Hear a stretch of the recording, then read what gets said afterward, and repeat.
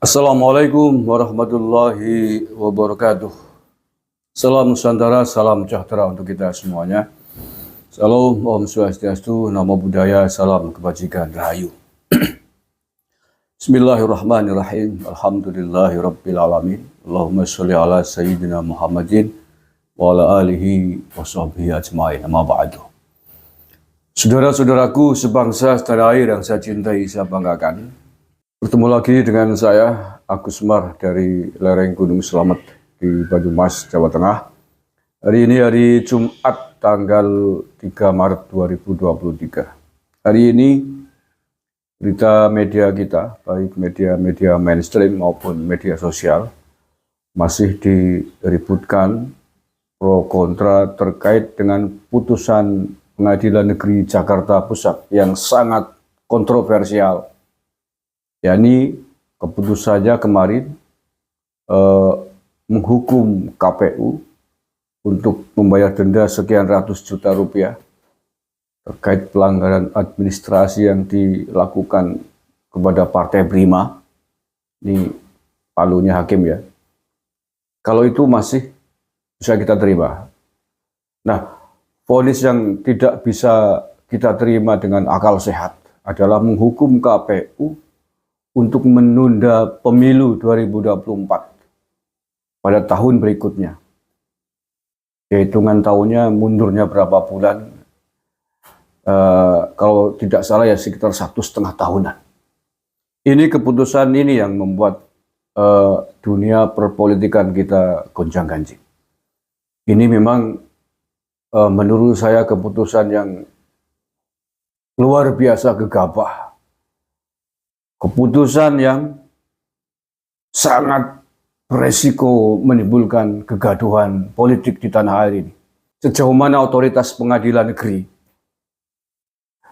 boleh membuat keputusan seperti itu, sampai pada tahap memutuskan untuk pemilu ditunda, itu pakar hukum saya kira sudah berbicara. Tapi saya ingin berbicara tentang keberanian dalam tanda petik garis miring kegegabahan, kengawuran hakim di Pengadilan Negeri Jakarta Pusat ini. Pertama, bahwa kasus ini adalah kasus sengketa pemilu atau pelanggaran administrasi pemilu. Yang aturan hukumnya, Undang-Undang Pemilu sudah mengatur bahwa itu selesai di tingkat Badan Pengawas Pemilu. Ini karena pelanggarannya ini bersifat pelanggaran sengketa administratif. Memang selesainya sesuai Undang-Undang Pemilu hanya di level Bawaslu, selesai. Kecuali kalau pelanggaran pemilu itu pelanggarannya pidana lah, naik ke pengadilan endingnya.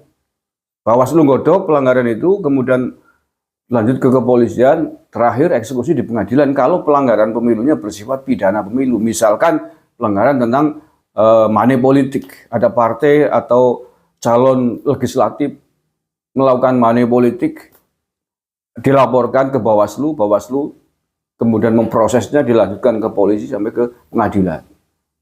Oke, tapi kalau sengketa, pelanggaran sengketa pemilu ini kan sengketa pemilu. Tentang mengapa Partai Prima tidak diloloskan oleh KPU. Pelanggaran sengketa administratif antara peserta pemilu yakni Partai Prima dengan penyelenggara pemilu yakni KPU. Jalurnya adalah Bawaslu. Itu Undang-Undang Pemilu mengatur itu. Nah, kalau undang-undangnya tidak dilaksanakan, buat apa dibuat gitu. Jadi tidak perlu sampai ke pengadilan negeri.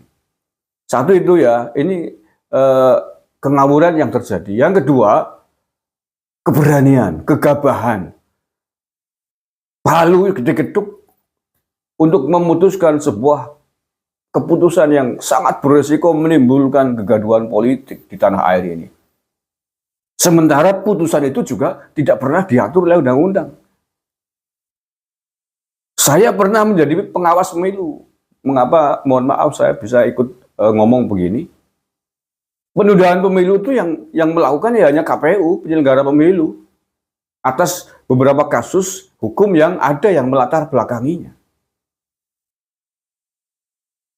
Maka terkait dengan hal ini, atas kegegabahan Palu Majelis Hakim PN Jakpus. Walaupun karena beberapa faktor dan ketentuan hukum yang tidak memenuhi syarat tadi. Satu, bukan domainnya PN Jakpus untuk melakukan keputusan penundaan pemilu, dan pelanggarannya yang memang mestinya bukan diputuskan di PN. Ini menurut saya perlu ditelisik hakimnya. Ini maksudnya apa gitu? Maksudnya apa? Apa sengaja ingin membuat gaduh suasana politik di tanah air ini menjelang pemilu 2024 atau apa? Masa hakim tidak tahu tentang resiko keputusan yang akan diambil? Mestinya ini dipertimbangkan masak-masak dong, mohon maaf. Ini maka menurut saya hakim ini perlu diperiksa. Apa ini? Siapa dia nih? Latar belakangnya seperti apa? Jangan-jangan hakim yang memang berafiliasi dengan kepentingan tertentu untuk membuat huru-hara di tanah air ini. Ya, kecurigaan, kewaspadaan kan boleh aja. Karena keputusan yang dijatuhkan sangat membahayakan stabilitas politik nasional ini. Bisa dimanfaatkan oleh pihak-pihak tertentu yang selama ini memang ingin merongrong negara ini. Ingin membuat kekacauan negaranya dengan dasar putusan tersebut, walaupun putusan itu belum ingkrah.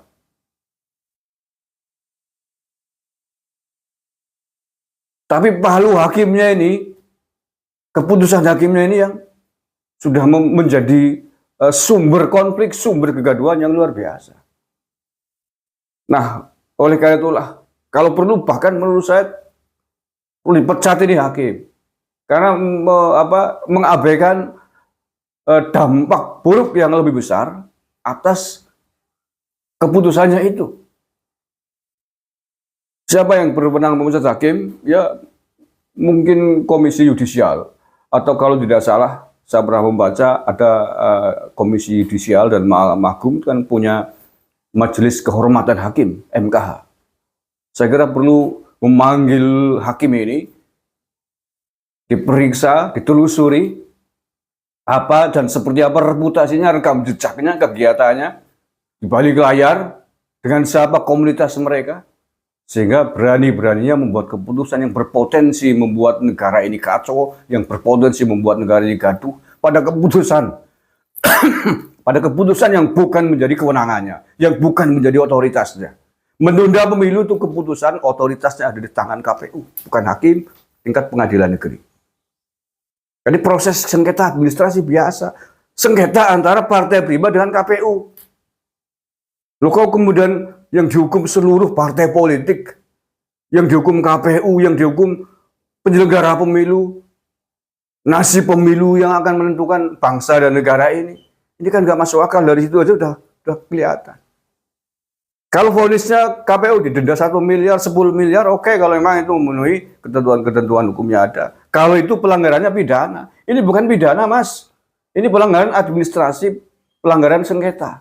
Jadi pelanggaran pemilu kan ada 3 jenis pelanggaran pemilu. Pelanggaran pidana pemilu, yaitu pelanggaran yang bersifat pidana. Contohnya money politik, kampanye di tempat yang dilarang, misalkan masjid, sekolah, dan lain sebagainya. Yang kedua, pelanggaran yang bersifat administratif, dan yang ketiga, pelanggaran yang bersifat sengketa. Ini beririsan ini. Pelanggaran yang bersifat pidana pemilu, contohnya adalah money politik. Contohnya lain adalah kampanye di masjid, tempat ibadah, di sekolahan, atau fasilitas umum lain yang dilarang oleh Undang-Undang Pemilu. Ini prosedurnya dari Bawaslu naik ke polisi, ke pengadilan. Kemudian pelanggaran yang bersifat administrasi atau sengketa, contohnya sengketa antara Partai Umat dengan KPU kemarin.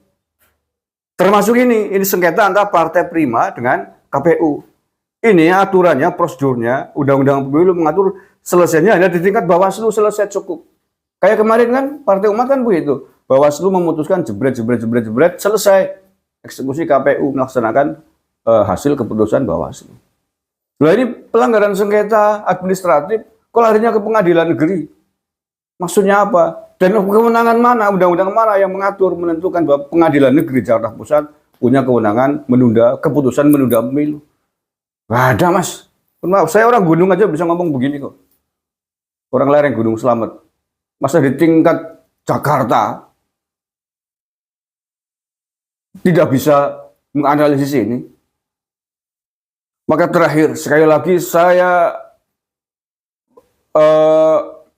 berharap majelis hakim yang memutuskan perkara ini, yang telah membuat keputusan yang menimbulkan kegaduhan, yang berpotensi menimbulkan polemik besar-besaran di tingkat nasional, atas keputusan yang untuk menunda pemilu KPU ini, saya berharap secepatnya dipanggil oleh Majelis Kehormatan Hakim. Ini domain atau otoritasnya Komisi Yudisial atau Mahkamah Agung. Agar ini tidak berlarut-larut, cepat dieksekusi, cepat ditangani, dan pemilu berjalan sesuai dengan jadwal yang telah ditentukan oleh KPU. Terima kasih. Kurang lebihnya maaf. Wallahul muwaffiq ila aqwamit thoriq. Bila taufiq wal hidayah wal inayah. Assalamualaikum warahmatullahi wabarakatuh. NKRI harga mati.